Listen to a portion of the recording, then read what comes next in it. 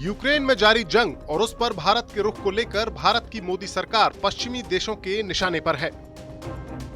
रूस के साथ भारत की सालों पुरानी दोस्ती और इस गंभीर मसले पर भारत के न्यूट्रल रवैये को लेकर अब जर्मनी एक ऐसा कदम उठा सकता है जिसे भारत का अपमान भी माना जा सकता है। ब्लूमबर्ग की खबर के मुताबिक जर्मनी में इस बात पर विचार हो रहा है कि जून में होने वाली G7 ग्रुप की मीटिंग में पीएम मोदी को न्योता भेजा जाए या ना भेजा जाए।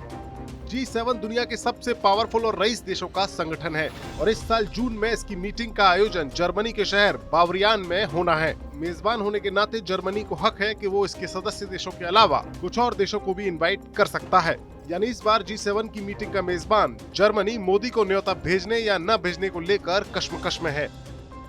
ब्लूमबर्ग की खबर के मुताबिक जर्मनी की कश्मकश की वजह है यूक्रेन युद्ध। दरअसल G7 में शामिल 7 देश America, Britain, Germany, Italy, Canada, France और जापान इस युद्ध में रूस के खिलाफ खड़े हैं और इस मसले को लेकर लगातार रूस के प्रेसिडेंट पुतिन को घेर रहे हैं। लेकिन भारत ने अभी तक ना तो रूस की आलोचना की है और न ही उसके खिलाफ संयुक्त राष्ट्र संघ में हुए किसी भी मतदान में हिस्सा लिया है और यही बात पश्चिमी देशों को खटक रही है। यही नहीं, भारत ने अमेरिका के दबाव के बावजूद रूस के साथ कच्चे तेल की डील भी कर ली है। लिहाजा जर्मनी की सरकार में शामिल कुछ लोग भारत को सबक सिखाने की नीयत से मोदी को इस बार की मीटिंग में इनवाइट न करने की दलील भी दे रहे हैं। हालांकि इस मसले पर कोई भी फैसला अभी तक नहीं हो सका है। अगर जर्मनी मोदी को न बुलाने का फैसला करता है तो ये उसका पाखंड ही होगा, क्योंकि जर्मनी अमेरिका के खेमे का वो देश है जो रूस से सबसे ज्यादा गैस खरीदता है और बाकी नेटो देशों की तरह उसने अभी तक यूक्रेन की कोई भी बड़ी सैन्य मदद नहीं की है। लेकिन भारत की आजाद विदेश नीति पर जर्मनी को ऐतराज है। एक वक्त था जब रूस भी इस ग्रुप का मेंबर था, तब उसे G8 के नाम से जाना जाता था।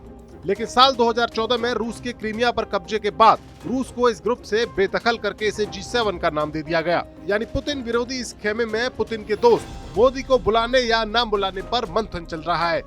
इससे पहले साल 2019 में फ्रांस में हुई G7 की मीटिंग में मोदी शामिल हुए थे।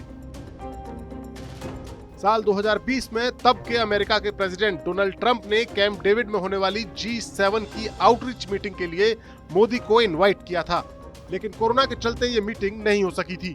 और साल 2021 यानी पिछले साल लगातार तीसरी बार भारत की बढ़ती हुई ताकत के मद्देनजर ब्रिटेन के पीएम बोरिस जॉनसन ने पीएम मोदी को इसकी मीटिंग में शामिल होने का न्योता भेजा था। हालांकि कोरोना महामारी के चलते मोदी इस मीटिंग में वीडियो कॉन्फ्रेंस के जरिए ही शामिल हुए थे। ऐसे में एक बड़ी आर्थिक शक्ति बन चुके भारत के पीएम मोदी को इग्नोर करना G7 के लिए आसान भी नहीं होगा।